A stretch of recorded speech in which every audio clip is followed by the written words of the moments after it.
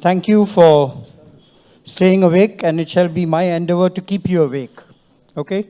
Now, what I talk to a large extent for people who already have balance, laboratories in their clinic, it may be redundant, but I hope there would be some take homes.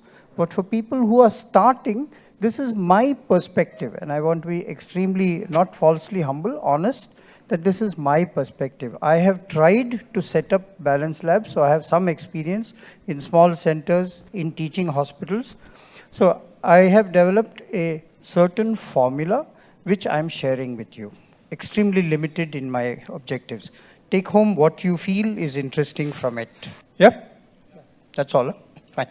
Fine. So first and foremost, why do you want to set up a clinic?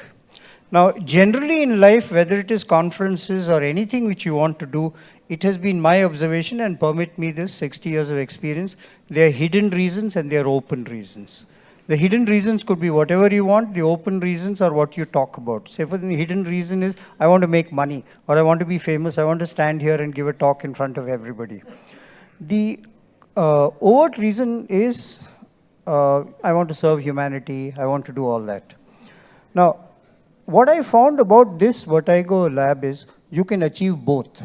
So you don't have to stress yourself. You can achieve whatever is covert, you can achieve whatever is overt, and therefore, really, it's a win-win. Let me explain why. See, how do I go back on this? Okay, I'm talking about the previous slide. If you can make money, nobody really minds it, provided they get some knowledge in return or the patient is happy. So you can actually do both. This is a wonderful way of both serving and achieving your covert objectives. So how do you go about it? You go about it first by thinking of money. Now there are various ways of raising money. You can either do it yourself, take a loan, etc., etc. But for those of you all who work in institutions, you have to learn how to sell this idea to the administration. Many people who work in medical colleges want to do it, but they say, people don't give money, they don't consider. I want you all to realize that if you learn the tricks of selling like you would do in private practice, you should be able to sell it to the manager that, look, you put in this much money, I can make this much money. Now, this has nothing to do with vestibular lab, but this is the critical point. But if you can't sell this idea to your management, they will not buy you the equipment. You can't set up a vestibular lab. Extremely important. You need to train.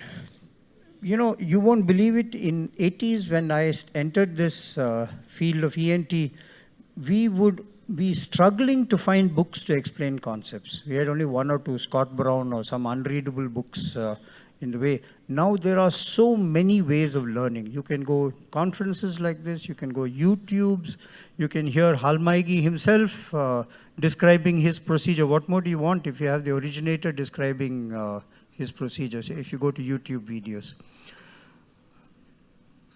So what do? You find space. Now, most of people who work in cities will realize how difficult space is, because space costs money. In medical colleges, you have to kill somebody to create space. In private hospital, corporate hospitals like this, it's war. But you have to create space. One, you have to set up equipment. What I personally like about the balance eye equipment is it doesn't take much space. But you have to get equipment. You cannot do without equipment. You can't do the kind of vertigo analysis we did in the 80s, which was largely manual and visual. You have to employ people. These are not one-man shows. If you are the chief cook and bottle washer, the volume you can do is less. So you must factor in employments, and you must regulate them. You must make sure that what they are doing is proper. I'll return to this in a while. You require two types of instruments. Some instruments for inducing nystagmus, rotatory chair, optokinetic, etc. These are ways of inducing nystagmus, because when the patient comes to you, there is usually no nystagmus. You require instruments for recording nystagmus. This balance eye is one of them. The cuteness about that is, I'm not marketing, I'm just saying is that you get both almost together. You get the TV screen and this thing, you get both the method of stimulating and the method of recording. You need to think about the other aspects of the vestibular system. Now, the next point which you must realize is you must sort out documentation. There's no point in saying I had a patient unless you have documented. Those of us who worked with electronystagmography will know how many cases of things you have missed because all you have is one long graph. I've had analog graphs which fall down on the paper. I had postgraduates who sabotaged it so that they didn't have to do work on it. But now that's solved thanks to having VNG devices.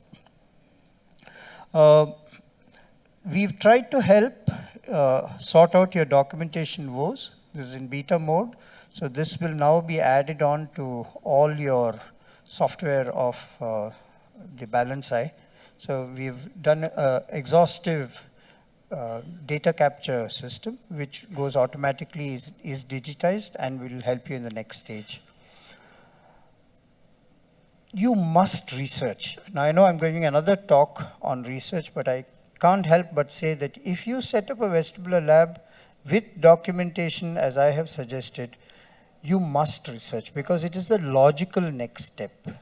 Now, here I'm giving you the covert reasons. The overt reasons is you must help science, you must help this and all that. But actually the covert reasons is it helps you get noticed. I mean, who's standing out here? Only the people who have done some research. The others are sitting down there watching these people and they're thinking, hey man, I've done cases like this. I've done 10 cases. He's talking about one case. So come here and share. Now, you can't share unless you've documented. We are trying to help you document. Take the logical next step. Research is basically asking questions. I will allude to that tomorrow. If you all are still awake tomorrow, I'll be able to tell you in detail how to go about it. But it gets you noticed, it gets you fame, it gets you fortune. And of course, it is the purpose of the profession to continuously improve both your results, and therefore you need to do it. So you must do it, but it's also very, very beneficial. So your documentation is not only clinical history, it is also imaging, video, and I honestly feel you don't know how lucky you are.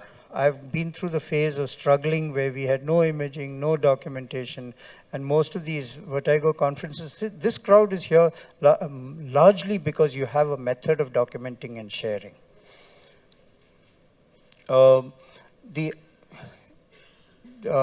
The ability to get references also is now so simple, and here we are trying to help you in your process of getting references. That also I will share with you tomorrow.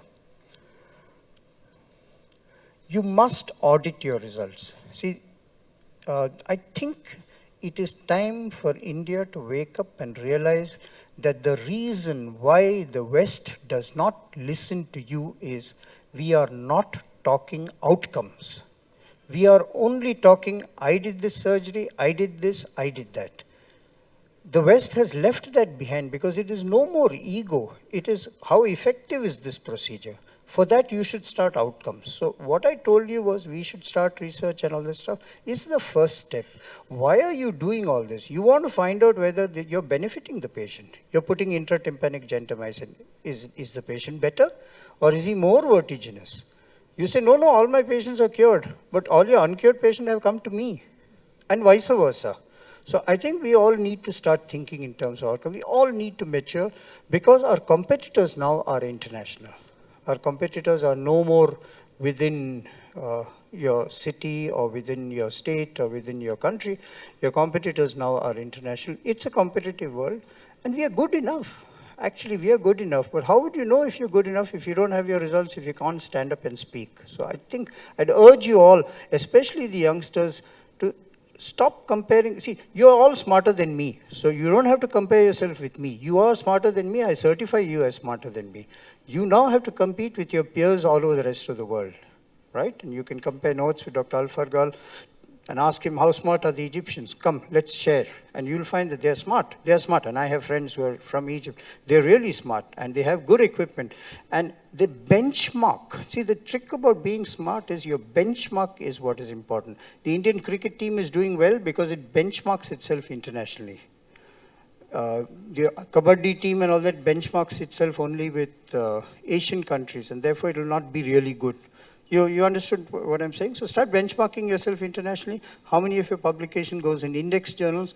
And I don't mean predatory journals, in actual impact factor journals. We should all start thinking like that. You need to interact with other specialties. No man or woman is an island. You need to learn to interact. Most of your cases will come from other specialties. You have to prove your worth to the neurosurgeon, then he refers his case to you. So start working, all of youngsters, start interacting. Even if your boss doesn't, you do it. You need to attend conferences, that stands to reason. No, what I'm trying to tell you is setting up a vertigo lab is not an act in itself.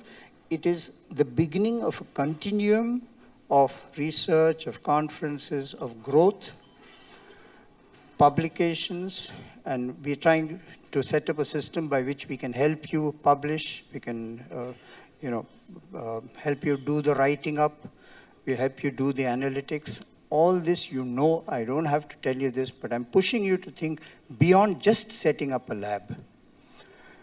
You need to join associations, and where associations don't exist, you need to make them, but you have to realize that alone you can do only this much. As a group, you can do a lot more, provided you use associations positively. If you use associations as playground for practicing politics, you will only reduce yourself. If you use associations as a method of working together, you can only grow. And take help. I mean, quite honestly, I'm very happy with taking help. I mean, I see so many of they call themselves my students, but now I think they're my gurus. And if I have a case with tricky, this thing, I know. If I have a laryngeal problem, I call Shantanu. If I have, cochlear implant thing, I call Sunil. So it's all about using help. And you have an excellent resource. Srinivas is, I don't know, Ustad in Vertigo. I've seen him fiddling around and trying to do circuit boards, soldering and everything. He knows MATLAB software. I only know that MATLAB software exists. He knows it. That's great. I mean, I'm amazed at the gray matter available, not only in India, all over the world. But we have not started using it. You see, in my generation, my bosses were all about controlling. I mean, their job was to control. So you have a horse which is very energetic, it's pulled back. I would urge all of you all to start adopting a different approach and work by using the word encouraging. So even when you set your own clinic, if you encourage, you get encouragement in return. It's called paying it forward, and it usually comes back and helps you. So I hope I've been able to stimulate you a little. Those of you all who don't have a vertigo lab, you can do it. Don't see it as just a lab or setting up how many square feet, etc. See it as a continuum of your professional progress. And to those of you all who have already set up a lab, encourage you to move on a little further. And if we have done that, I think the Cyclops team in Balancei has done something for the society. And I'd be very happy to have that as a take home.